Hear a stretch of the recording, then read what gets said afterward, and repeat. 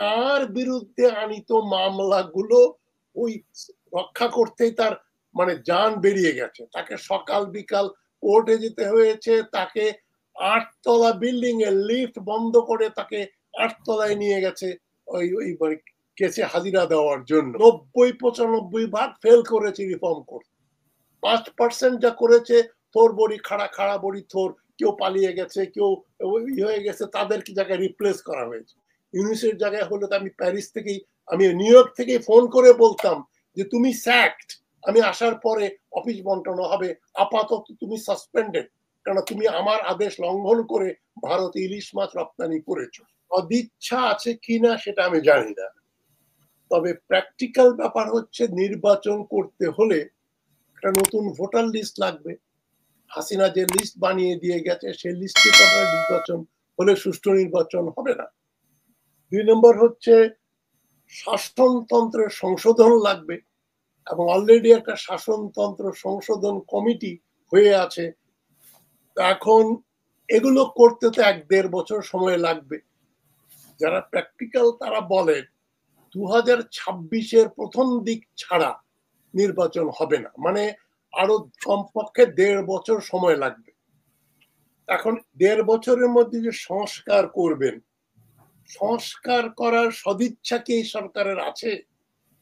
আমি তো মনে করি ডক্টর ইউনূসের সরকার কোনো বিপ্লবী সরকার না, এটা একটা প্রতি বিপ্লবী সরকার।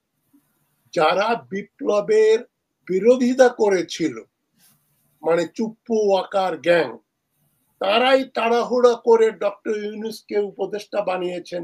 সোজা মানুষ, বিদ্বান মানুষ, পরিচিত মানুষ, তাকে বানালে বোধহয় শেষ কুল রক্ষা হবে। আমি মনে করি ডক্টর ইউনূস কম্প্রোমাইজ ক্যান্ডিডেট হচ্ছেন হাসিনা পন্থীদের। তারা মনে করেছে মন্দের ভালো, মানে বিএনপি বা কোন জাতীয় ন্যাশনালিস্ট কোন লোক যার এই 15 বছরে হাসিনা বিরোধী আন্দোলনের ভূমিকা ছিল, ডক্টর ইউনূসের তো ভূমিকা ছিল শূন্য। তিনি হাসিনা বিরোধী আন্দোলনের তার কন্ট্রিবিউশন হচ্ছে 0। 0+0+0 ইজ 0। তিনি তার বিরুদ্ধে আনিত মামলাগুলো ওই রক্ষা করতেই তার মানে জান বেরিয়ে গেছে। তাকে সকাল বিকাল কোর্টে যেতে হয়েছে, তাকে 8 তলা বিল্ডিং এর লিফট বন্ধ করে তাকে 8 তলায় নিয়ে গেছে ওই ওই কেসে হাজিরা দেওয়ার জন্য। আমি মনে করি মাহমুদুর রহমান বা আমি যদি আসামি হতাম ডক্টর ইউনূসের জায়গায়, থুথু মারতাম হাসিনার আদালতে, বলতাম তোদের যা সাধ্য আছে কর, আমি এ মামলা বিশ্বাস করি না, আমি কোর্টে হাজিরা দেব না, আমি যাব না। একই রকম ফাঁদে তারা ফেললো ভারতপন্থী মওদুদ আহমদ এবং ওই যে কি নাম খোকা, এই ভারতপন্থী গং যেগুলো ভিতরে ছিল বিএনপির, তারা খালেদা জিয়াকে বাধ্য করলো ওই তথাকথিত মামলাগুলোতে হাজিরা দেওয়ার জন্য। আমি বিএনপির এক বড় বন্ধু নেতা, আমার বড় ভাই, উনি আমাকে বলেছিলেন যে আমি একমাত্র বিরোধিতা করলাম, আর সবাই খাও খাও করে উঠলো যে না না না না ম্যাডাম, আপনাকে বিচারে যেতে হবে, কোর্টে যেতে হবে। একই কাজ ডক্টর ইউনূস করলেন। তো তার ভেতরে তো কোনো প্রতিবাদ করার, নিজের স্বার্থ, নিজের সম্মান রক্ষার জন্য যে ন্যূনতম প্রতিবাদ করার দরকার, সেই প্রতিবাদ করার সাহস ডক্টর ইউনূসের নাই, ছিল না, এখনো নাই, ভবিষ্যতেও থাকবে না। উনি কম্প্রোমাইজ ক্যান্ডিডেট। তাকে তার উপর মাথার উপর কাঁঠাল ভেঙে মোদী সরকার এই যে চুপ্পু এবং ওয়াকার গংদের দিয়ে পুরনো এস্টাবলিশমেন্ট হুবহু এক রেখে দিয়ে যেটা করছে, আমি ব্যারিস্টার সারোয়ারের সঙ্গে ভিন্ন মত পোষণ করি। তিনি বলছেন যে এই 60% ফেল করেছে এই ইউনূস সরকার। 60% না, 90-95% ফেল করেছে রিফর্ম করতে। 5% যা করেছে থোর বড়ি খাড়া খাড়া বড়ি থোর, কেউ পালিয়ে গেছে, কেউ হয়ে গেছে, তাদেরকে জায়গায় রিপ্লেস করা হয়েছে। আদারওয়াইজ আপনি দেখান রিফর্ম বলতে যা বোঝায়, পুলিশ বলেন, আর্মি বলেন, মানে জুডিশিয়ারি বলেন, ওই যে বিচারক গুলো সবগুলো রয়ে গেছে। উনি যদি রিফর্ম মাইন্ডেড হতেন, যারা আদালতকে লঙ্ঘন করেছে, এই যে বিচারপতি খায়রুল হক, বিচারপতি আব্দুল মতিন, যিনি ওই যে কে বলেছিলেন, মাহমুদুর রহমান সাহেবকে বলেছিলেন, truth is no defence mister Rahman. বিচারক আসামিকে বলে যে আপনি সত্য বলছেন, ওটাই কিন্তু আপনার ডিফেন্স হতে পারে না। সেই বিচারক এখনো মুক্ত, মুক্ত স্বাধীন। নিজামুল হক স্কাইপ কেলেঙ্কারির ওই লোক এখনো মুক্ত স্বাধীন।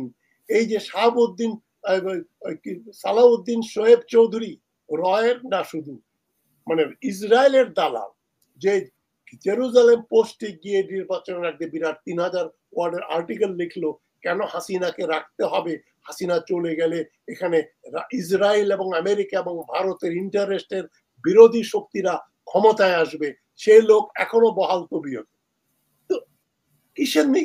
ইভেন আজকে আজকে দেখেছি যে চিফ প্রসিকিউটর যিনি তাজুল ইসলাম, ওনাকে বলা হচ্ছে যে আওয়ামী লীগের সাথে উনি নেতাদের সাথে মিটিং করেছেন, জাতীয় পার্টির নেতাদের সাথে মিটিং করেছেন।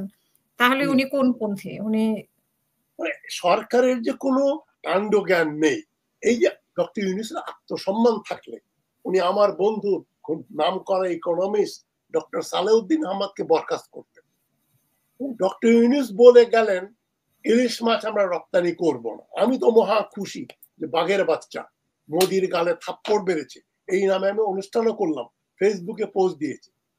আর ওই ওই ভদ্রলোক ইকোনমিস্ট সালেউদ্দিন সাহেব কি করলেন যে না না না আমাদের এত ইলিশ মাছ প্রোডাকশন হয়েছে 3000 টন দেওয়া কিছুই না। এই যে একজন অর্থনীতিবিদ অর্থনৈতিকভাবে চিন্তা করলেন, তিনি বুঝলেন না যে ইলিশ মাছ রপ্তানি করাটা না করা একটা রাজনৈতিক সিদ্ধান্ত। এটা ভারতের যে আধিপত্যবাদের বিরুদ্ধে থাপ্পড়, এটা যে বুঝলো না, উনি আসার পরে ও উনাকে বাণিজ্য থেকে মন্ত্রণালয় থেকে সরিয়ে দিল।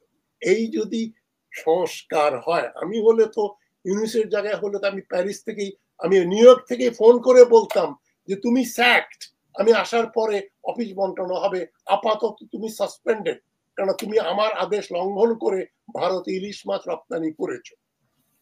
সাহস লাগে। রাষ্ট্রপ্রধান বা সরকার প্রধানের সবচেয়ে বড় কোয়ালিফিকেশন হলো কারেজ। নেপোলিয়ন বলেছিলেন, when the people say the king is a kind man, his rule ought to be a failure. মানে জনগণ যখন বলবে রাজা খুব দয়ালু, তখন তার রাজত্ব ব্যর্থ হতে বাধ্য। এটা আমি আমার টক শোতে একটু আগে আমি এই কথাটাই বলেছি।